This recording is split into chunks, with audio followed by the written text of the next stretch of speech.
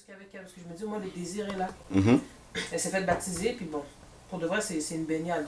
Mhm. Parce que c'est trop... Mais tu vois qu'elle est toujours accrochée au monde et tout et tout. Mais tu vois qu'elle a le désir d'aimer Dieu. Mhm. Là, tout à l'heure, elle me parlait, elle m'a dit, hey, tu vas te faire rebaptiser, explique-moi qui est chez toi et tout et tout. Là, j'ai dit, non, c'est un frère vraiment qui est en visite à Montréal, il est chez moi jusqu'au 5. Elle dit, mais pourquoi jusqu'au 5? Je dis, non, parce que je sais que tu avais des questions et tout, et moi, j'ai pas l'autorité pour enseigner et tout ça. Alors vraiment, lui pourra, sens-toi à l'aise, il n'y a pas de jugement, c'est vraiment si tu as des questions par rapport à la parole et tout et tout. Elle dit, c'est vrai, moi j'ai des questions. Puis elle dit, tu sais quoi, Lindsay, moi aussi je pensais à ça de me faire rebaptiser parce que, en tout cas, on va parler de ça. Là, je dis, oh, là dans mon cœur, là j'ai fait, oh là. Gloire au Je pense que c'est le Seigneur. Seigneur qui a genre. Amen. Là, j'ai dit, Amen. Gloire là, à Dieu. j'ai dit, Caroline, vraiment, viens. Mais j'étais tellement contente, je sais, Caroline, viens, même si c'est n'importe quelle heure. Elle dit, quoi, tu penses qu'il va venir la nuit, il se réveille là? Je dis, mais quand c'est pour une âme, si tu as des questions et tout, c'est pas grave. Et Gloire à tout, Dieu. viens. Amen. Et tout. Amen. Et là, vraiment, elle a dit, bon, elle va faire un effort pour venir au baptême. Si elle peut pas, bon, elle a dit, c'est vrai qu'elle a des questions, parce que je sais que ma soeur a des questions. Puis l'église où elle est, c'est le nom, c'est pas encore, en tout cas, c'est... J'étais allée à son baptême, mais tu vois que c'est pas que l'amour de Dieu est pas là, mais c'est comme tout ce qu'on a connu, c'est beaucoup le monde, l'apparence et tout et tout, et c'est prêché de façon que le monde part pas. Il Oui, dit voilà, il dit le, la c'est-à-dire vérité, mais... le monde se sent à l'aise. À là-dedans. l'aise, exactement. Il n'est pas bousculé, il n'est pas perturbé. C'est ça. Il peut vivre là comme ça, Oui.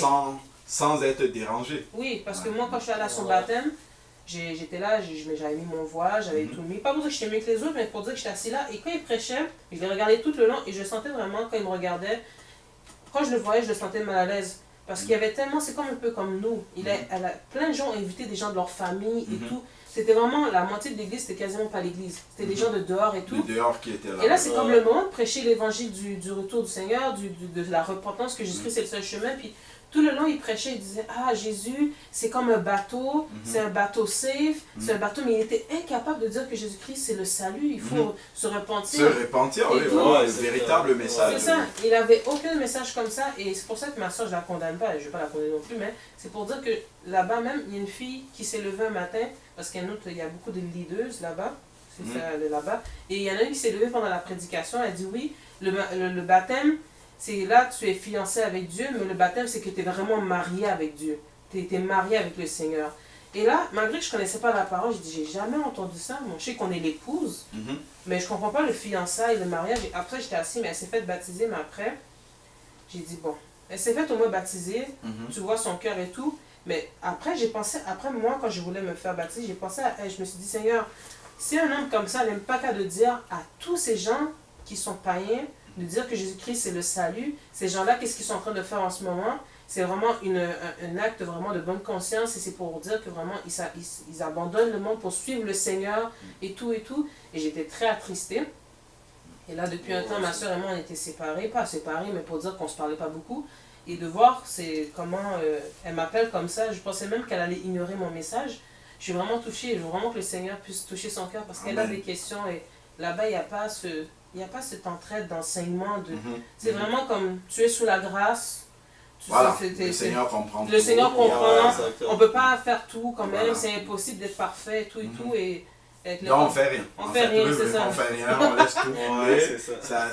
Ça coule douce et puis... Ouais. Ouais, c'est Alors, différent. Ah là là. Ouais, Aïe, ouais. aïe, Fait que là, je prie beaucoup Il qu'il y y a ait plus cette besoin là. vraiment de prédication de la croix là-bas. Parce que Oui. c'est la prédication de la croix qui dépouille complètement Oui. pour amener la nouvelle vie à la manifestation. C'est ça. Amen. C'est ça, il faut crucifier la chair, crucifier les convoitises, accepter vraiment que la croix de Jésus passe et nous dépouille totalement. Parce que c'est bien de dire que je suis une nouvelle créature, mais si on ne voit pas la manifestation de la nouvelle créature, ça veut dire que en fait, on n'a pas atteint le but du Seigneur. Il faut que la nouvelle créature soit vue, que Christ soit manifesté au travers de ces personnes. Et pour que Christ soit manifesté, il faut la destruction de beaucoup de choses. Il faut la destruction du vieil homme. Il faut la destruction de la chair. Il faut, voilà, la destruction, les convoitises, l'orgueil de la vie, tout ça, c'est dans le cœur. Tout ça doit être crucifié. Et c'est ce qu'on voit dans la parole de Dieu avec les Israélites. Quand les Israélites sont sortis du désert, certes, ils avaient vu les miracles que le Seigneur avait accomplis au travers de la main de Moïse. Ils avaient vu les 10 plaies d'Égypte, tout ça et tout. Seulement, ils sont sortis. Il fallait que le Seigneur les dépouille de l'Égypte. Parce qu'ils étaient sortis d'Égypte, mais ils étaient sortis avec l'Égypte dans le cœur. Et il fallait que le Seigneur détruise l'Égypte qui était encore dans leur cœur, afin qu'arrivés à Canaan, qu'ils n'arrivent pas là-bas avec la mentalité d'Égypte. Qu'ils n'arrivent pas là-bas avec le cœur encore en Égypte. C'est pour ça qu'il y a eu le temps du désert. Le désert était là pour les dépouiller totalement. Dépouiller pour enlever maintenant à l'intérieur ce qui était encore de l'Égypte. Et c'est pour ça que quand on les voit dans le désert, on voit vraiment comment ils manifestent encore, voilà, pourquoi tu nous amènes dans ce désert affreux? N'y avait-il pas suffisamment de terre pour nous laisser mourir en Égypte? En Égypte, il y avait les concombres, il y avait la viande, il y avait des trucs. Donc, c'est là où ils commencent à révéler par la bouche, en fait, ce qu'il y avait dans leur cœur. Comme le Seigneur nous dit, c'est de l'abondance du cœur que la bouche parle. Donc là, ils ont commencé à révéler par leur confession verbale la réalité qu'il y avait dans leur cœur, l'Égypte. Et ça, c'est le but de la croix. La croix doit détruire tout ce qui est encore convoitise du monde, convoitise charnelle, toutes ces choses-là. C'est la croix qui doit être prêchée pour détruire ça totalement. Mais à la base déjà, il faut que les personnes aient eu une vraie conversion. Vraie conversion, qu'on leur ait prêché la repentance, qu'ils se soient repentis, qu'ils aient pris l'engagement de suivre le Seigneur véritablement, d'abandonner leur vie ancienne avec le péché qu'il y avait dedans, d'accepter le demi-tour complet, de leur expliquer vraiment que la nouvelle vie en Jésus-Christ, c'est le transport d'un royaume à un autre. C'est ce que la parole de Dieu nous dit dans Colossiens chapitre 1, verset 13. Il est dit qu'il nous a dépouillés de la puissance des ténèbres. C'est la première chose qu'il fait. Il nous a délivrés de la puissance des ténèbres. Parce que c'est le diable qui nous maintient sous la puissance des ténèbres et qui nous amène à pécher. Qui nous amène à avoir toutes les convoitises des choses de la terre que nous avons. C'est le diable qui alimente ces convoitises-là en nous. Et comme nous avons la vieille nature qui est charnelle, qui aime ces choses-là, eh bien, le diable, il alimente ça comme ça. Mais lorsque le Seigneur vient, il nous délivre d'abord de la puissance des ténèbres, c'est-à-dire que le diable n'a plus cette autorité-là. Il va continuer à essayer de nous séduire, mais nous avons désormais reçu l'autorité de résister à ça et de lui dire non, je n'en veux pas. Telle chose, je n'en veux plus. Ça faisait partie de mon ancienne vie. J'ai maintenant l'autorité en Jésus-Christ de dire non à ça. Avant, je mentais. Maintenant, pour m'en sortir dans une situation, je sais que la solution du mensonge est là, mais je dis non en Jésus-Christ. Parce que je sais que j'ai la puissance de résister, de passer par le mensonge. Je ne sais pas moi, peu importe la convoitise que j'avais, mais aujourd'hui, j'ai reçu l'autorité de Jésus-Christ de résister à cette convoitise. Si j'avais les sorties avec les amis pour aller dans des endroits qui ne sont pas corrects, ainsi de suite, quand ils vont m'inviter maintenant, j'ai reçu la capacité dans mon cœur de leur dire non, stop. Cette vie-là, c'était avant. Cette personne-là dont vous parlez, elle est décédée, elle est morte, elle a été enterrée. Maintenant, c'est une nouvelle personne qui vit. Je ne peux plus faire ces choses-là. On a reçu cette autorité de se débarrasser, de rester en dehors. Comme un deuil à son ancienne vie. Voilà. Comment? Ouais. Comment tu dis? Comme un deuil à son ancienne vie. Dans le fond. Voilà, exactement. Nature, ouais. Voilà, de rester vraiment en dehors. On a reçu cette autorité. Donc, c'est la première chose que le Seigneur fait. Il nous délivre de la puissance des ténèbres. C'est-à-dire que non seulement il y a les liens spirituels qu'il enlève, mais même par rapport aux propositions du diable pour nous amener en dehors du chemin, le Seigneur nous a donné l'autorité de dire non. Non, je n'en veux plus.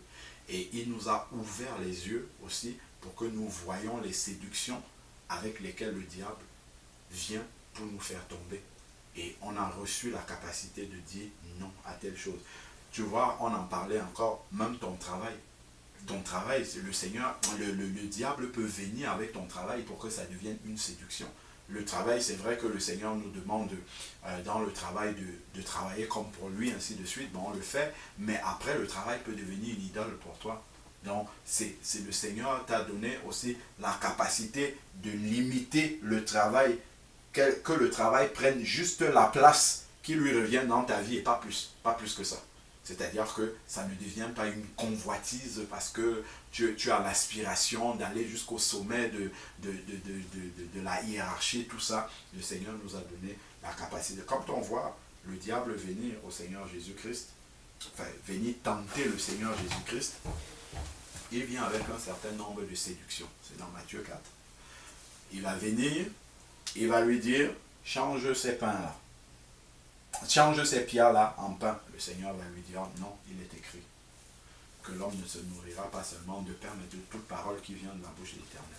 Il va lui montrer ensuite les royaumes de la terre. Il dit, tout ça, ça m'a été donné. Prosterne-toi, adore-moi, je te donne tous ces royaumes-là. Et le Seigneur va dire, il est écrit, tu adoreras le Seigneur ton Dieu. Donc, on voit que le malin vient toujours avec des propositions, mais le Seigneur résiste. Et ça nous montre parce que le Seigneur, et là, il sortait des eaux du baptême. Hein. Il est sorti des eaux du baptême et il est allé dans le désert. Et le diable est venu le tenter. Donc, par la résistance du Seigneur Jésus-Christ dans Matthieu chapitre 4, la résistance au diable, aux différentes propositions du diable, ça montre vraiment que le disciple, puisqu'il est le chemin, la vérité et la vie, il est le modèle, il nous montre par là que le disciple a reçu l'autorité spirituelle de résister à toutes les séductions du diable, toutes les propositions avec lesquelles le diable vient pour le faire tomber. Il a reçu l'autorité de pouvoir résister à tout cela.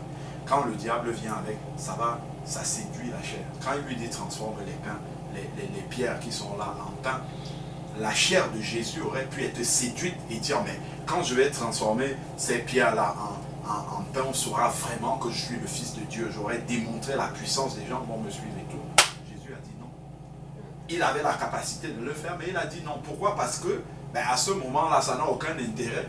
On n'utilise pas la puissance de Dieu juste pour montrer aux gens qu'on a cette puissance-là. On l'utilise pour un but. S'il y a peut-être une âme à amener à Christ et que ce miracle-là peut amener une âme, ou bien quand on voit Jésus multiplier les pains pour nourrir la population qui était là, ça a un but, c'est de faire un bienfait à ces personnes-là et de montrer que Dieu est puissant et il est capable, à partir de très peu de choses, de rendre ça grand pour que ça nourrisse un grand nombre de personnes. Et par cette multiplication des pains, par exemple, Jésus nous montre que tu peux avoir un don qui est tout petit comme ça. Toi, tu penses que c'est tout petit. Jésus le multiplie pour que ça soit en bénédiction à des multitudes et des multitudes. Alors que toi, tu le vois, tu dis, je n'ai que 5 pains, je n'ai que 2 poissons. Ça peut bénir qui? Ça peut bénir personne. Alors que le Seigneur peut utiliser ton témoignage, je ne sais pas moi, une parole que tu as donnée à quelqu'un, un geste d'amour, un bienfait que tu as fait à quelqu'un. Le Seigneur peut utiliser ça pour réaliser des choses extraordinaires dans la vie de la personne. Donc il ne faut jamais négliger les 5 pains et 2 poissons quand c'est dans la main du Seigneur. Si on vient avec nos vies, si on vient avec un acte, une œuvre que nous faisons vraiment remplie par l'Esprit de Dieu, il faut croire que le Seigneur est capable, même si c'est tout petit comme ça, le Seigneur est capable, avec le tout petit là, de multiplier pour que ça accomplisse des œuvres extraordinaires. Et c'est pour cette raison-là que ça doit être un sujet d'encouragement par lequel il ne faut pas se voir toujours petit. C'est-à-dire petit, faible dans le sens où, moi je ne peux rien faire, Montréal est trop grand, il y a trop le péché, il y a trop ceci, notre action dans cette ville est une petite goutte d'eau dans un océan, ça ne va jamais rien donner parce qu'on est très peu nombreux, on n'est que quelques-uns, ainsi de suite. En plus on ne se connaît même pas les uns les autres. Non, 5 pains et 2 poissons dans la main du Seigneur doit être multiplié et nourri des milliers et des milliers de personnes. Le Seigneur a nourri plus de 5000 personnes. Si on rajoute les hommes, les femmes, les enfants, c'est peut-être 15 000 personnes qu'il a nourri avec 5 pains et 2 poissons. Ça nous montre la puissance de Dieu. Donc, Jésus, quand il était tenté dans le désert, il a résisté à toutes les séductions avec lesquelles le diable est venu. Ça nous montre que celui qui est sorti des eaux du baptême, qui a reçu l'Esprit de Dieu, qui était descendu sur Jésus sous la forme corporelle d'une colombe, a vraiment reçu l'autorité de pouvoir résister au diable. Donc ça, c'est la première chose que le Seigneur amène dans notre vie. C'est avant de nous amener à la conversion, il nous amène à pouvoir résister au diable. Parce que si on n'a pas la possibilité de résister au diable, on va tomber tout le temps. On sera tout le temps en train de tomber. Et ça, le Seigneur, lui, prend. Regardons dans Colossiens. C'est important quand on voit. Parce que si notre pensée n'est pas renouvelée et qu'on n'a pas compris vraiment ce que le Seigneur a fait dans notre vie, on peut rester encore esclave du diable. On peut rester encore sous la domination du diable. On peut rester encore sous l'autorité du diable. Alors que le Seigneur a ôté l'autorité du diable de notre vie. Il a enlevé ça totalement. Le diable n'a plus cette autorité. Mais le diable va continuer à essayer de nous séduire en espérant que si on n'a pas bien compris, ben on va toujours se considérer comme étant sous son autorité, sous sa domination, dans l'impuissance, dans l'incapacité de faire quoi que ce soit, comme lorsqu'on était pécheur et qu'on ne connaissait pas le Seigneur Jésus-Christ. Alors qu'il s'est passé la croix entre les deux. Et à la croix, l'autorité du diable a été détruite totalement. Comme la parole de Dieu nous dit dans Colossiens chapitre 2, verset 15, c'est verset 14, il a effacé l'acte qui nous condamnait. Il a détruit en la clouant à la croix et il a publiquement livré en spectacle toutes ces autorités, toutes ces puissances du monde des ténèbres qui maintiennent les gens dans l'esclavage du péché, dans la captivité loin de Jésus-Christ, dans la mort, dans la perdition. Le Seigneur a détruit tout cela à la croix. Et lorsque quelqu'un se convertit, il entre au bénéfice de l'œuvre de la croix. Il entre au bénéfice de ce que Jésus a accompli à la croix. Donc, on parlait de Colossiens chapitre 1. Colossiens, c'est après ou avant Romains? Alors, c'est après. Romains, Corinthiens, Galates, et ensuite Éphésiens. Et après, tu vas trouver peut-être Philippiens, et après tu vas voir Colossiens. C'est ça. Colossiens 1. Est-ce que j'ai pas deux avec moi? Normalement, tu dois avoir une autre Bible. Oui, j'ai celle que tu m'as donnée. Oui, c'est la Bible d'Osterval. Ah, ok. Je peux pas. J'ai pas vu la mienne. Je prends mon celui-là. Ok. Ça veut dire que j'ai plus ta Bible. Donc, Colossiens chapitre 1. Ça, c'est peut-être. Colossiens 1, verset 13. Colossiens 1, verset 13.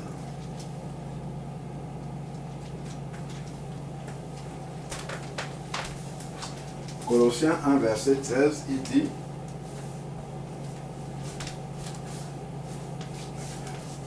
Colossiens 1, verset 13, il dit: Tu as retrouvé?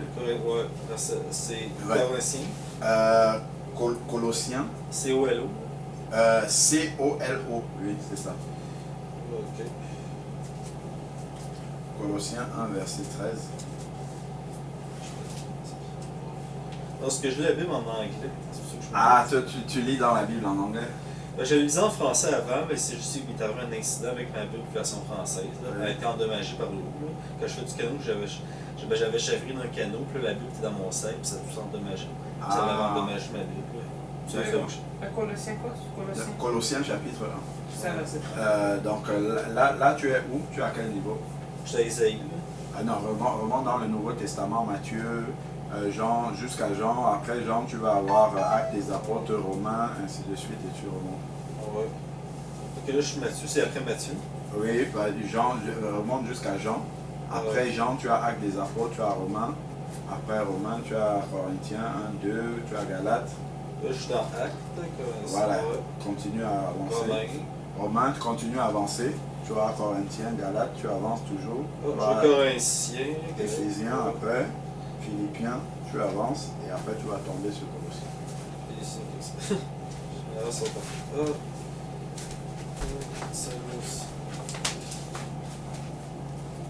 Colossiens, oui. 1, verset 13. C'est ça. Colossiens 1, verset 13. Merci.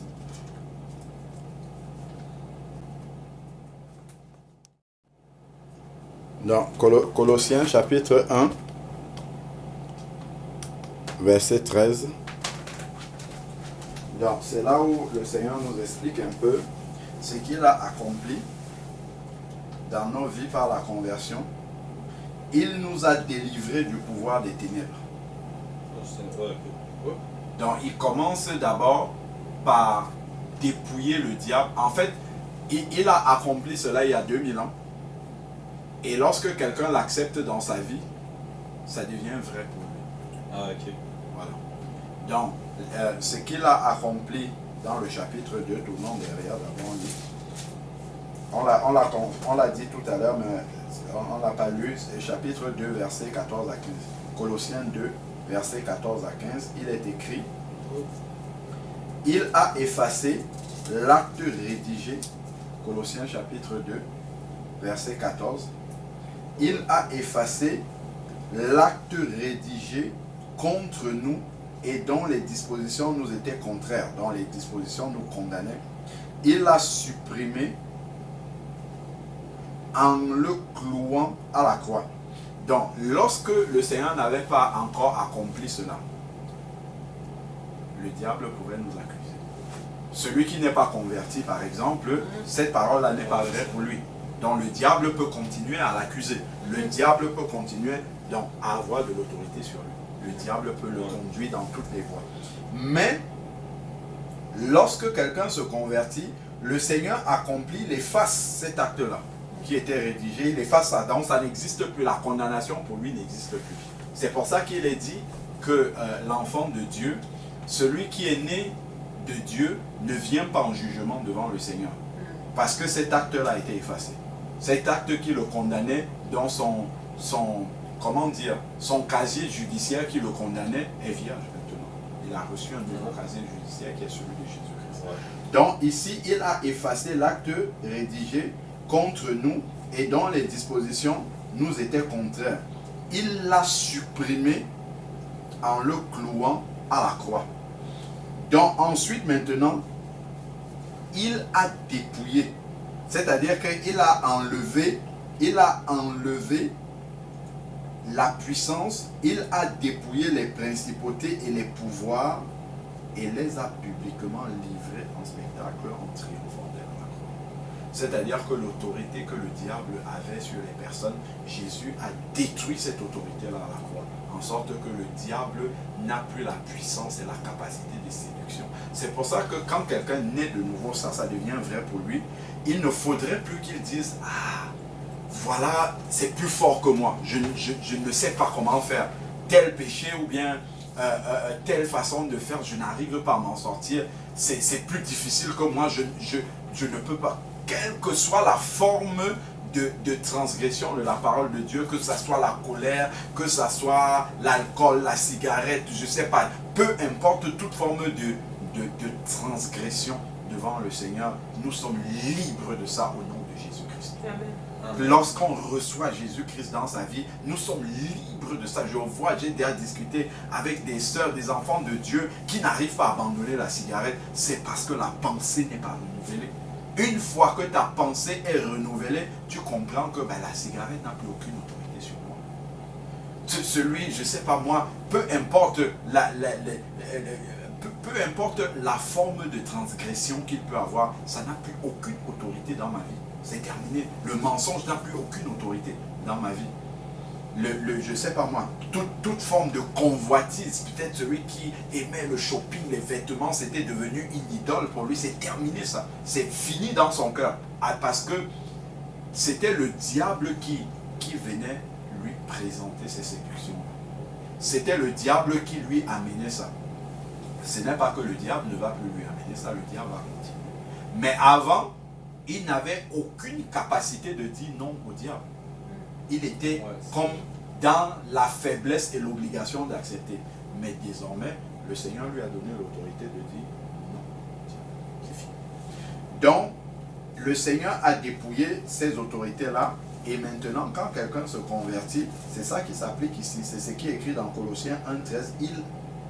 Il nous a délivrés du pouvoir des ténèbres. C'est ce qui a été accompli là-bas il y a 2000 ans. Et chaque fois qu'une personne se convertit, ça devient vrai dans sa vie. Ça s'accomplit pour lui. Donc maintenant qu'il est délivré de la puissance des ténèbres, le Seigneur ne nous laisse pas là à la disposition du diable. Il va nous faire passer par un voyage. Il va nous transporter. C'est ce qui est écrit. Il nous a transportés dans le royaume du Fils, de son Fils bien-aimé. C'est-à-dire qu'il nous a transportés dans le royaume de Dieu. Donc, en nous délivrant de la puissance des ténèbres, il nous amène dans le royaume de Dieu. Notre pensée, notre manière d'être, tout maintenant est désormais, fonctionne conformément aux lois du royaume de Dieu. Parce que nous sommes entrés dans un nouveau royaume. Quand tu arrives dans un pays, je ne sais pas, tu arrives au Canada par exemple, ici, c'est le code civil du Canada qui s'applique à toi.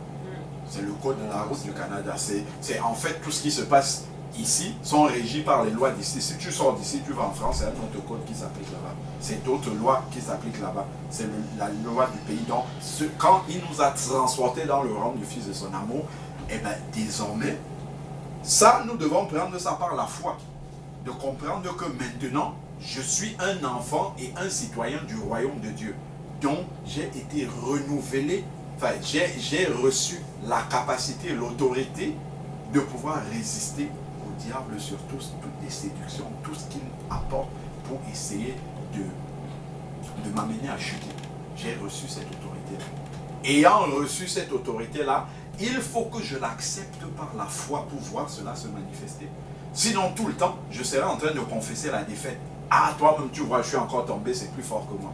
Ah, j'essaye, j'ai tout fait, j'ai prié, j'ai jeûné, j'ai fait ceci. Non, c'est que tu dois accepter par la foi. C'est une question de foi par rapport à ce que Jésus dit qu'il a fait. Il faut accepter cela pour voir cela se manifester.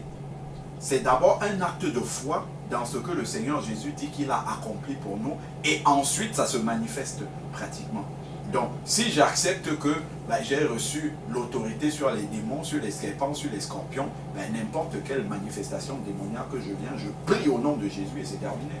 Si j'ai reçu vraiment dans mon cœur que la chair n'a plus aucune autorité sur moi, la chair, les disputes, j'ai l'autorité. Quand une dispute, quelqu'un arrive pour se chamailler, se chicaner avec moi, j'ai reçu l'autorité de dire, Seigneur, je ne réagis pas, je vais le voir faire.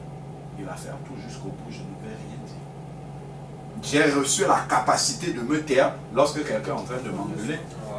Mais si, à un instant donné, je perds de vue, ma pensée n'est pas renouvelée sur le fait que j'ai reçu cette autorité-là, que maintenant, j'ai la capacité de ne plus réagir, je vais entrer dans la chair. Donc l'autre va me crier dessus, je vais le crier dessus aussi. Parce que j'ai oublié en fait qui je suis. J'ai oublié que le Seigneur m'a délivré de cette autorité-là. M'a délivré de cette comment dire, parce qu'en fait, en plus, c'est le diable qui nous séduit à faire ça. Nous a délivré de cette puissance que le diable avait de nous contraindre à faire des choses. J'ai été délivré de ça totalement. Donc, le combat que nous avons, c'est un combat spirituel. Le combat que nous avons, c'est de garder notre pensée constamment renouvelée sur ce que le Seigneur a fait pour nous à la combat. De l'avoir constamment présent dans notre esprit pour le voir se manifester. Si les enfants de Dieu marchent un temps, ils tombent, ils remontent, ils marchent, ils tombent, c'est parce que lorsqu'on tombe, c'est parce qu'on a quitté Jésus des yeux. C'est qu'on a oublié, notre pensée n'est pas renouvelée sur ce que le Seigneur a fait pour nous à la croix. Tant que ta pensée est renouvelée sur ce que est constamment renouvelée sur ce que Jésus a fait à la croix pour toi, tu vas marcher dans la victoire. Parce que tu as la foi dans l'œuvre que Jésus dit qu'il a fait de toi, tu verras cela s'accomplir. C'est cela, la Bible nous dit, il en sera fait à chacun selon sa foi. Il te sera fait selon ta foi. Si tu as reçu la foi que de toute façon, Jésus, oui, il m'a délivré certes du péché, mais je vais quand même toujours pécher, ainsi de suite. Tu vas marcher, tomber tout le temps, tout le temps, tout le temps. Mais donc, il faut vraiment faire confiance au Seigneur, garder sa pensée. Et pour garder sa pensée, c'est d'être constamment dans la louange, dans l'adoration, dans les paroles qui rappellent ce que Jésus a fait. Il faut être constamment dans la méditation de la parole de Dieu pour occuper notre pensée. Donc, une des manières par lesquelles le diable va passer pour nous faire tomber, pour nous faire chuter, c'est qu'il va essayer d'occuper notre pensée par des choses vaines de ce monde. Il va te faire rester là devant la télé, écouter un programme qui va endormir ta pensée, qui va altérer ton discernement. Il va mettre devant tes yeux, on parlait tout à l'heure de la piscine et tout ça, des images qui ne sont pas bonnes, qui vont mal alimenter ta pensée, qui vont souiller ta pensée. et là, et altérer ton discernement. Donc quand tu verras la séduction du diable arriver, ton discernement sera confus. Voilà, il sera confus et tu ne pourras plus dissocier ce qui est du malin de ce qui est de Dieu. Tu vas commencer à faire les compromis. Tu vas commencer à accepter ce qui est à la limite de ce qui vient de Dieu. Tu vas commencer à accepter ces compromis. Et c'est comme ça que le diable va réussir à avoir les enfants de Dieu. C'est un combat spirituel pour garder sa pensée constamment renouvelée. Vois par exemple quand tu vas au travail, tu vas écouter les collègues parler, tu seras tenté de parler avec eux et voilà comment tu te retrouves dans une conversation qui ne glorifie pas Dieu. Et tu es déjà parti, tu n'as pas fait attention, tu as commencé à discuter, c'est au milieu de la conversation, à un moment donné, l'Esprit de Dieu te reprend dans le cœur, tu vas dire, oula, mais qu'est-ce que j'ai fait? Pourquoi j'ai participé à ça? Pourquoi j'ai dit ça? Pourquoi ainsi de suite? Et tu es déjà tombé, parce que tu n'as pas veillé. Dès le début, tu n'as pas préservé ta pensée toujours connectée à l'Esprit de Dieu, de te dire non, je ne dois pas accepter ça, je ne dois pas tomber là-dedans. Donc le combat spirituel que nous avons, c'est de garder notre pensée constamment connectée au Seigneur. Et pour ça, il faut l'entretenir. Il faut l'entretenir, comme je disais, par la parole, la méditation, la louange. Quand on est à l'extérieur, si ta pensée est très vagabonde, il faut l'occuper directement. Si tu as des écouteurs, dans les écouteurs, tu mets la louange, tu écoutes la louange ou une prédication ou simplement la Bible, tu l'écoutes ainsi de suite pour que ta pensée reste toujours connectée au Seigneur. Parce que nous sommes dans une société où on va essayer de te polluer avec la télévision, on va essayer de te polluer avec les conversations qui ne glorifient pas Dieu, on va essayer de te polluer les affiches dans la rue, et ainsi de suite. Donc on va essayer de te mitrailler de partout pour que ta pensée soit atteinte, pour que ta pensée ne soit pas connectée. Et c'est comme ça que le diable réussit à avoir les enfants de Dieu. C'est écrit dans la Bible, 1 Jean chapitre 5, verset 19. 1 Jean 5, verset 19, il est écrit que le monde est sous la domination du diable. Oui, ça c'est vrai. Quand on voit la manière dont le monde fonctionne, ben, il n'y a rien dans le monde qui amène les gens vers Dieu. Enfin, dans le fonctionnement du monde, hein, mais dans l'organisation de la société, tout est fait pour perdre les personnes, pour perdre les âmes, pour conduire les âmes à ne pas se soucier de leur éternité. Donc, pour conduire les âmes comme cela à la perdition. Et là maintenant, nous, une fois que le Seigneur nous a alertés par rapport à cela, nous devons être vigilants, nous devons veiller à avoir justement, à mettre en place les armes que le Seigneur nous donne pour préserver notre pensée, pour que notre pensée ne soit pas souillée. Et le diable, lui, il a compris qu'une fois que la pensée est atteinte, c'est terminé. Une fois que ta pensée dès que le diable arrive même à te mettre même un petit doute comme ça dans la pensée, c'est fini. Il sait qu'il va t'avoir. La manière dont ta pensée est conditionnée, va te conduire à réagir d'une manière. Bonsoir. Va te conduire à réagir. Bonsoir, Alain Patrick. Bonsoir, Fabiola. Voilà, bienvenue. Merci. Mon chargeur. Voilà, ben tu peux t'asseoir là. Hein. Ok. Donc, ça va t'amener en fait à entrer dans le doute, et tu vas marcher d'une manière qui n'est pas celle d'un enfant de Dieu. Parce que ta pensée, elle est atteinte déjà. Ta pensée n'est pas sur le Seigneur. Tu vois, par exemple, lorsque nous voyons Pierre, l'apôtre, lorsque Jésus était en train de marcher sur les eaux, Jésus va appeler Pierre. Lorsque les disciples ont vu quelqu'un marcher sur les eaux, ils n'avaient pas reconnu que c'était Jésus-Christ. Et les disciples vont dire, Seigneur, enfin surtout Pierre va le dire, Seigneur, si c'est toi, ordonne que je vienne. Le Seigneur lui dit, Pierre, viens. Et là, Pierre va regarder Jésus-Christ et il va commencer à marcher sur les eaux. Tant qu'il regardait le Seigneur Jésus-Christ, il marchait sur les eaux. C'est-à-dire que il faisait la même chose que Jésus. C'est-à-dire qu'il était à l'image de Jésus-Christ. Donc, tant que nous allons garder nos yeux fixés sur la parole du Seigneur, tant que notre pensée sera alimentée par la parole de Dieu, nous allons marcher comme Dieu veut. Nous allons marcher comme Jésus-Christ. Mais immédiatement, dès que nous allons quitter, notre pensée va être remplacée. La parole de Dieu va être remplacée dans notre pensée par autre chose. Nous allons commencer à marcher comme quelqu'un qui ne connaît pas Jésus-Christ. C'est ce qui arrivait à Pierre. Tant qu'il regardait Jésus, c'est l'image de garder la parole de Dieu dans notre pensée. Il marchait sur les eaux exactement comme Jésus-Christ. Ouais, donc, ça nous montre que si notre pensée est remplie de la parole de Dieu, à ce moment-là, nous marchons comme Dieu veut. Dès que nous allons quitter, comme Pierre a quitté Jésus des yeux, dès que nous allons oublier cette parole-là, nous allons retourner tout de suite dans la chair. Pierre est rentré directement, il a commencé à couler. Et il a crié, Seigneur, sauve-moi. Et dès qu'il a regardé, il a quitté Jésus des yeux, il a commencé à regarder. Là, il a plongé tout de suite. Parce que ses yeux n'étaient plus fixés sur Jésus. Ses yeux étaient fixés sur lui-même. C'est très pertinent comme exemple. Là. Puis quand il le regardait, c'est là qu'il vraiment il flottait. Voilà. Tu vois, dès qu'il a quitté Jésus des yeux, il a commencé à regarder à lui-même. Ben, quand tu regardes à toi-même, tu vois ton incapacité. Tu ne peux pas marcher sur les eaux, tu ne peux pas braver les épreuves, tu ne peux pas marcher comme Dieu veut, parce que tu regardes à toi-même. C'est à Jésus qu'il faut regarder pour marcher comme Dieu veut. Donc, et le diable, il a compris que le plus grand, si tu veux amener un enfant de Dieu à tomber, c'est juste sa pensée. Si tu touches sa pensée, c'est fini. Ouais, c'est il est déstabilisé complètement. Si sa pensée n'est pas renouvelée, ben, un enfant de Dieu qui est par exemple dans son travail, s'il oublie qu'il est un enfant de Dieu, ben, c'est terminé, il va marcher comme tous les collègues. Il va faire toutes les mêmes bêtises, il va faire les commérages, il va parler des autres quand les autres ne sont pas là, il va faire comme eux, exactement comme eux, parce qu'à ce moment-là, il a oublié totalement qu'il est un enfant de Dieu. Qu'il va comme être influencé par la voix du monde. Il va être influencé, exactement.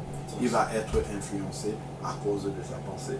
C'est pour ça qu'il faut rester assez, comment dire, il faut être conscient que toutes les informations qu'on reçoit dans ce monde-ci, c'est pour mal alimenter notre pensée.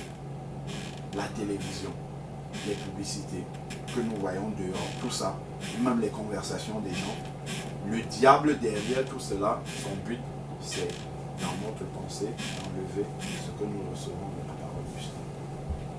Ce que nous recevons de la parole de Dieu. Même le progrès, toutes ces choses-là, tout ça, le diable utilise ça pour éloigner les âmes de Dieu également. Pour amener les gens à penser qu'ils peuvent vivre sans Dieu, qu'ils n'ont pas besoin de Dieu dans leur vie. Alors que tout ça, on voit que c'est quelque chose de très fragile. C'est très très fragile. Très fragile. Ce sur quoi les gens, ils ont bâti leur vie, ils ont bâti leur espérance dans l'argent, dans ceci, ainsi de suite. Mais tout ça, ça peut être ébranlé rapidement. Moi, en 2010, on était dans une assemblée haïtienne, quand il y avait eu... Quand il y avait eu le séisme en 2010, là, dans l'assemblée, il y avait des personnes qui travaillent en France depuis plus d'une trentaine d'années et qui avaient construit au pays. Donc, ils avaient leurs économies, tout. Ils avaient construit au pays, ils avaient bâti tout là-bas. Et il y a eu le séisme, ça a duré 54 secondes. En 54 secondes, ils ont perdu le fruit de toute une vie. Et puis là-bas, il n'y a pas d'assurance. Ça, au travers de ça, on voit combien, en fait, que quelqu'un peut avoir eu, c'est une espérance vaine, en fait. Ça peut être perdu comme ça sur quelques secondes, c'est terminé. Il n'y a plus tout ce qu'il a travaillé toute sa vie. Il s'est levé tous les matins pour aller chercher de l'argent envoyé au pays pour qu'on lui construise. En 54 secondes, c'est terminé, il n'y a plus tout ça. Si quelqu'un n'a pas, si tu n'as pas une assurance ferme en Jésus-Christ, tu peux perdre pied totalement, complètement. Tu imagines quelqu'un qui a travaillé ici, tout son rêve c'était, je prends ma retraite en France, je vais rentrer en Haïti, j'ai déjà ma maison, j'ai une base et tout. Et bien là, tu n'as plus rien du tout. Tu vas prendre ta retraite, tu vas dire je retourne au pays, il n'y a rien qui t'attend là-bas. Tu vois, ben quelqu'un comme ça, s'il n'a pas une espérance vivante, mais il va perdre pied totalement, complètement. Il peut devenir aigri, en fait, parce qu'il a basé son espérance sur quelque chose, il a bâti sur le sable. Ça ne tient pas.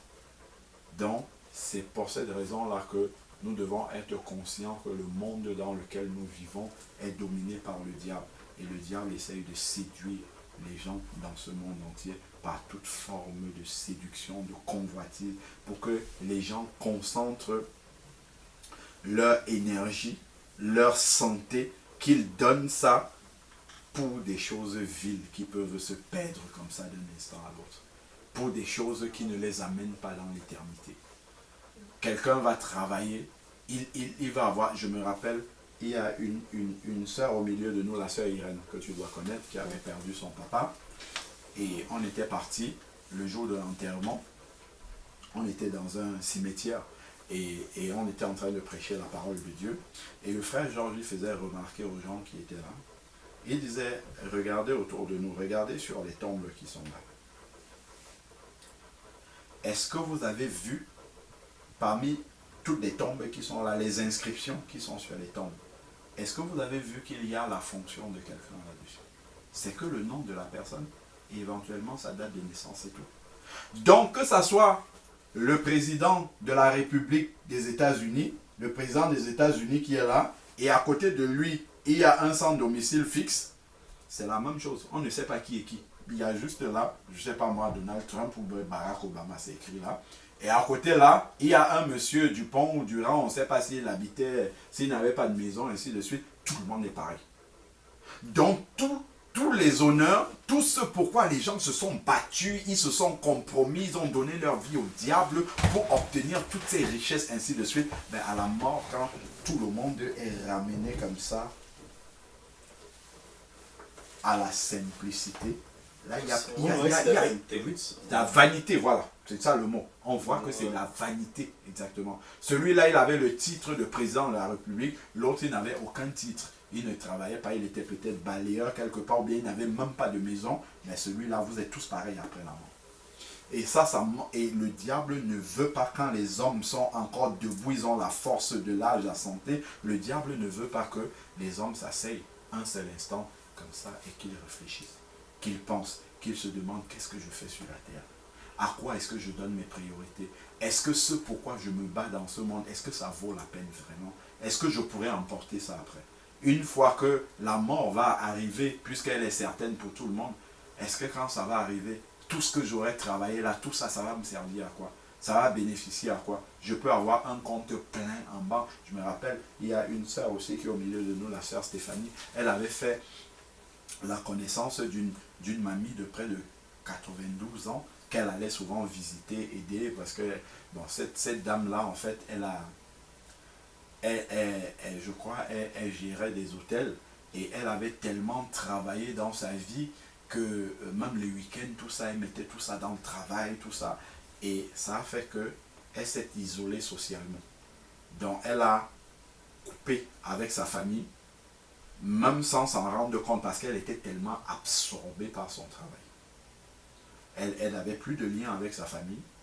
Et là, après l'heure de la retraite arrive, ben, elle n'a plus de lien avec personne. Et donc, elle se retrouve toute seule comme ça dans la vie. Et Stéphanie l'avait rencontré, lui parlait du Seigneur, tout ça et tout. Et allait lui rendre visite, ainsi de suite. Au soir de la vie, cette maman-là, elle était à l'hôpital toute seule. Et avec Stéphanie seulement à côté d'elle. Et Stéphanie nous racontait que cette maman-là, elle a des comptes en banque blindés d'argent et tout ça. Mais la sœur Stéphanie nous dit que là, elle a appris vraiment que à la fin de sa vie, c'est là où tu fais le bilan, tu te demandes, mais tout ce qu'elle a travaillé, tout le temps qu'elle a donné pour son travail, à quoi ça peut lui servir? À rien du tout. Elle est en train de finir sa vie toute seule. Elle voulait même payer le permis à Stéphanie lui payer une voiture pour elles aillent ensemble chercher les membres de sa famille. Elle a fini sa vie toute seule à l'hôpital comme ça. Quand elle est décédée même, ce sont les gens, le personnel d'un centre de là où elle habitait qui devait organiser ses obsèques et tout. Il n'y avait personne. La seule personne qui la connaissait, c'était Stéphanie qui était là. Celle qui était plus présente pour elle. Voilà. Et Ouais, c'est extrêmement triste de voir ça. C'est juste parce qu'elle a tellement été esclave de son travail que finalement, ça a eu sur l'hôpital, puis ça a eu comme Tu vois, et c'est ça. Et c'est ça que le diable ne veut pas que les gens réfléchissent à ça pendant qu'ils peuvent encore prendre une décision. Il nous fait oublier ça. Et donc, il va nous absorber par quelque chose. Il va soit absorber par le travail. L'autre, il va t'absorber par ton foyer, ton mari, tes enfants, tout ça. Si tu seras absorbé par ça, l'autre, il va t'absorber par la télévision, la convoitise, ou bien les shopping. Et tout. Il va t'absorber par quelque chose. Pour que tu n'aies pas le temps de t'arrêter un peu et de dire, mais qu'est-ce que je fais sur la terre? C'est quoi le sens de ma vie? Après cette vie, c'est où est-ce que je vais? C'est pour mettre les bonnes priorités dans ta vie. Donc, on va mettre des priorités sur des choses qui n'en valent pas la peine. Un jour, tu vas te retrouver, peut-être tu as un lit de maladie, voilà, on te dit, bon voilà, tiens, vous avez une maladie incurable, vous allez mourir dans 2 mois. Et ben, là, tu perds complètement pied, tu te dis, oula, ben, je vais mourir dans 2 mois, ben, je n'ai rien préparé, je ne sais pas où je vais après la mort, ainsi de suite. Donc je suis là, je suis complètement déboussolé parce que j'ai bâti sur quelque chose qui n'est pas solide. Là, rien ne peut plus m'aider. Là, je peux avoir une belle carrière, directeur d'entreprise, tout ça. Ben, tu as une maladie incurable. D'ailleurs, il y a un exemple, Steve Jobs. Steve Jobs qui fait les c'est Apple. un grand génie. Tu vois, la marque Apple. Oui, quand les téléphones Apple sortent là, les gens ils se mettent en rang, ils font des veillées pour acheter la dernière marque du smart de Apple qui sort. Mais celui qui a conçu toutes ces choses-là, il était malade, toute sa renommée, tout son empire financier ne pouvait pas le sauver. Il est parti comme ça. La seule chose qui pouvait le sauver à ce moment-là, c'est sa relation avec Dieu, c'est l'amour de Dieu dans son cœur. C'est tout. Ça, c'est toujours pour la base, pour tout le temps que ce soit Dieu. Voilà. Dans toutes les situations. C'est ça. Et c'est là qu'on se rend compte que tout le matériel qu'on a, toute la carrière que tu peux avoir, tout l'argent que tu peux avoir, tout ce que tu peux avoir, ceux qui sont des stars, qui ont tout le monde te connaît, tout le monde t'envie. Quand tu regardes Michael Jackson, comment il a fini tout seul et tout ça, tu te dis, mais c'est vanité tout ça. La gloire de ce monde-ci, c'est vanité. Donc, il faut s'arrêter un peu et se dire, Seigneur, qu'est-ce que je fais sur la terre? On vit pour quoi, dans le fond? Hein? C'est ça. Est-ce qu'on vit servir le Seigneur ou on vit pour la gloire dans ce monde? On vit pour le succès, l'argent qui vont venir de part. Tu vois, et le diable, justement, aveugle les gens de ce monde. On va faire croire, par exemple, à quelqu'un que si tu as beaucoup d'argent, tu seras heureux. Certains vont se battre pour ça. Ils ne vivent que pour avoir beaucoup d'argent. Certains réussissent même à avoir beaucoup d'argent, mais au final, tu te rends compte que avoir beaucoup d'argent, ça ne te rend pas plus heureux qu'avant. Non, c'est parce que même les gens qui sont riches, même les multimilliardaires, avant, quand j'avais un peu plus d'argent dans la conversion, je me demandais pourquoi ils sont en dépression, pourquoi ils pensent à s'enlever la vie. La conversion, j'ai vraiment un éclaircissement que l'argent, ça l'a juste amené finalement, ça amène juste des biens matériels. Les gens qui peuvent, peut-être demain matin, ils pourraient se payer un voyage en Chine, en première classe. Mais ça reste que ça amène juste à consommer par-dessus consommation. Tout simplement. Ça les empêche pas de mourir non plus, ils peuvent mourir du jour au lendemain comme ça aussi. Tout à fait. Tout à fait. J'ai rien envie d'avoir une grosse maison. Tout à fait. Ça nous montre vraiment que ce monde-ci, comme la Bible le dit, est vanité. Et le diable ne veut pas que nous acceptions et que nous comprenions que le monde dans lequel nous sommes est vanité. Ça ne sert à rien. Enfin, c'est une vanité d'essayer de courir après toutes ces choses-là. La chose la plus importante sur laquelle il faut mettre toute son énergie, c'est sa relation avec Dieu, parce que c'est ça qu'on pourra emporter en partant sur cette terre. C'est ça qu'on pourra emporter. Tout le reste là, ça n'a absolument aucune importance. Ça n'a aucune importance. Et donc le diable va nous occuper, il va nous absorber avec toutes sortes de choses. va nous absorber avec, même quand tu prends les vacances, au lieu de t'arrêter, de te reposer, pour réfléchir, pour penser, ah non, voyage, il faut que je voyage à tel endroit, que j'aille là. Et puis voilà, la pensée est toujours occupée. Toujours, toujours, toujours. Le diable, il essaye toujours d'occuper notre pensée par quelque chose, pour qu'on n'ait pas le temps de s'arrêter et de se poser les vraies questions. Et ces vraies questions-là, ça fait peur à beaucoup de personnes, hein, parce que on se rend compte que si notre pensée n'est pas meublée par toutes ces choses-là, on a peur, parce qu'on se dit, effectivement, si je meurs aujourd'hui, où est-ce que je vais? Devant la sortie, il y a deux sorties. Est-ce que j'ai préparé? On ne pense pas à ça. Non, il essaye de tout faire pour qu'on ne pense pas à ça, justement. Ouais, et qu'on soit surpris lorsque ça arrive, alors que c'est quelque chose qui va sûrement arriver. Non, c'est pas ça. C'est pas ça, c'est l'autre côté. Et ça c'est une des choses qui nous montre encore que le monde dans lequel nous sommes est vraiment dominé par le diable. Et le diable sait qu'il est perdu, et il veut amener avec lui dans la perdition de l'enfer le maximum de personnes qu'il peut. C'est pour ça qu'il essaye d'aveugler les gens, aveugler par toutes sortes de choses, que les gens ne s'attachent pas au salut de leur âme, qui s'intéressent à toutes ces vanités-là, et à la fin ils sont surpris. Ouais, pas que ça, jugement, puis qu'après ça. Un métro, Si on peut se ramasser comme au jour du jugement, puis ça, on dit qu'il n'y aura vraiment pas d'excuse au jour du jugement, là. Après tout ce que le Seigneur qui fait, là. Tout à fait. Ouais. Tout à fait. Devant black and white? Non, vraiment. Non, mais ce que tu viens de me dire, les Que restaurants, le Seigneur nous aide. Parce que même celui qui est en Jésus-Christ, qui sait ces choses-là, c'est quelque chose qu'il peut oublier. Tu vois, il peut facilement l'oublier. D'ailleurs, tu peux arriver, par exemple, quelqu'un qui est déjà un enfant de Dieu, tu arrives dans un travail, on te fait des propositions, on t'apporte toutes formes de convoitises dans le cœur. Mais si ton cœur n'est pas vraiment séparé de ces choses, tu vas accepter. Tu vas accepter, on va te proposer, par exemple, je ne sais pas moi, un poste plus élevé, et ainsi de suite, mais qui va te demander plus d'investissement dans le travail. Et quand tu vas plus t'investir dans le travail, tu auras moins de temps dans la communion avec le Seigneur. Voilà comment tu vas commencer à te détacher. Tu vas commencer à mettre ça un peu au second plan, parce que tu es plus occupé par ta carrière, parce qu'on te demande beaucoup d'investissement dans le travail et tout. Et voilà comment le diable va te faire tomber. Tu vois, il a un plan. Celui qui n'est pas converti, c'est déjà qu'il est avec lui, il va le maintenir le plus longtemps possible dans les vanités de ce monde pour qu'il ne voit pas la réalité. Celui qui est déjà converti, il va essayer il va choisir un domaine dans ta vie où il voit que ton cœur a encore des convoitises, et puis il va te retenir captif par rapport à ça. C'est-à-dire que, voilà, tu vois, on va te proposer des choses qui vont, comment dire, attiser plus cette convoitise qui est encore dans ton cœur, et ça va t'absorber, et puis tu vas t'oublier, et voilà comment il va te gagner dans la perdition. Donc c'est pour ça que il faut constamment rester... C'est tellement subtil ça aussi, de cesser de distraire par les choses du monde. Oui, voilà. Mais en tant qu'enfant, ça peut servir à tout le monde. Le monde, c'est vraiment une grande distraction. Une très grande. Des fois qu'Internet, je passe tout mon temps à regarder des pas par rapport, des vidéos des fois sur YouTube qui sont plus vanité, puis ça, je vais vraiment faire attention avec ça. Ben oui, même Internet et tout ça.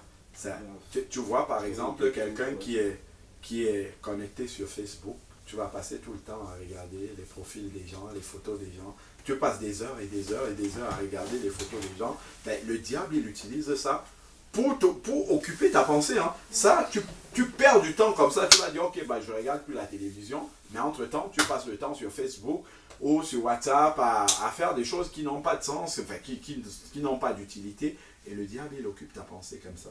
Pour que tu n'aies pas le temps de t'arrêter dans la parole de Dieu et dire, mais c'est quel est le message que le Seigneur a pour moi aujourd'hui? Quelle est sa volonté pour moi aujourd'hui? Et ainsi de suite.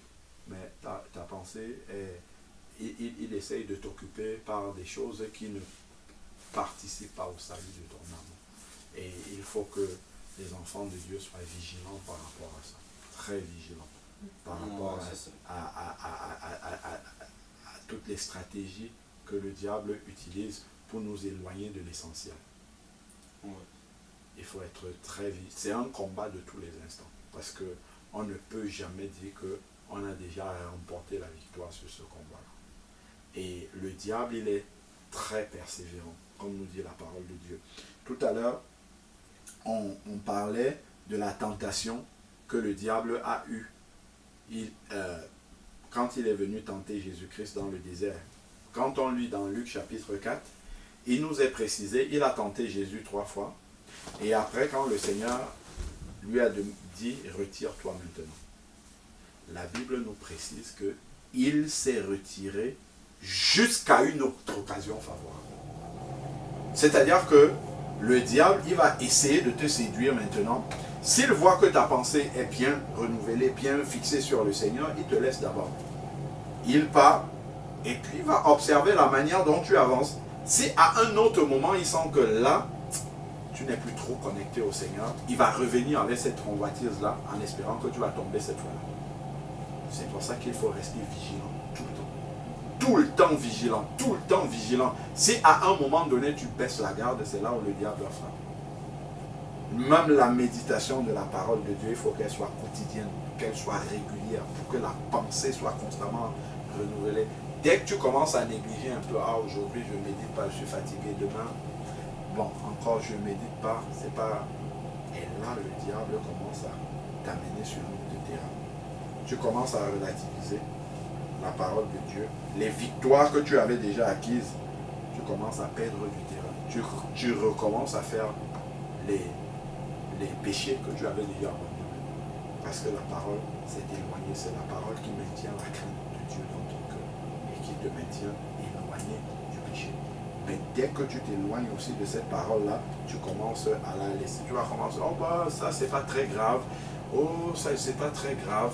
C'est pas grave. Dieu ne voit pas ça. Les raisonnements commencent. Les raisonnements commencent. Et le diable, il a un plan adapté pour chaque enfant. Il a un plan adapté pour arriver à faire tomber un enfant de Dieu. Et il est persévérant, il est très patient. C'est qui dort jamais, comme on dit en fait. Voilà. Il est très patient. C'est-à-dire, si tu ne tombes pas une fois, le diable ne va pas s'arrêter. À la première fois, il ne va pas s'arrêter. Il va revenir une deuxième fois. Il va revenir une troisième fois. Il va revenir jusqu'à te faire tomber. C'est pour ça qu'il faut qu'on reste vigilant tout le temps. Tant que le diable n'est pas encore enchaîné, comme nous dit le livre d'Apocalypse, il faut rester vigilant. Il faut rester vigilant tout le temps. Donc, vraiment, soyons conscients de ça et demeurons toujours dans la prière au Seigneur, que le Seigneur nous aide à ne pas nous éloigner, à ne pas quitter Jésus des yeux. Quand on dit quitter Jésus des yeux, c'est sa parole. C'est avoir toujours sa parole dans nos cœurs. Toujours en train de méditer sa parole, en train de la repasser dans nos cœurs pour ne pas s'éloigner. Amen. Amen. Comment tu t'appelles? Fabiola. Fabiola. D'accord. Ok. Et tu es converti à Jésus-Christ déjà? Oui. D'accord. Je suis baptisée. D'accord. Tu es passé dans les eaux du baptême déjà? Oui, déjà, oui. D'accord. Ça fait longtemps? Mais je viens d'avoir 1 an. Ah, d'accord. Ok. Gloire à Dieu. Et comment tu t'es converti?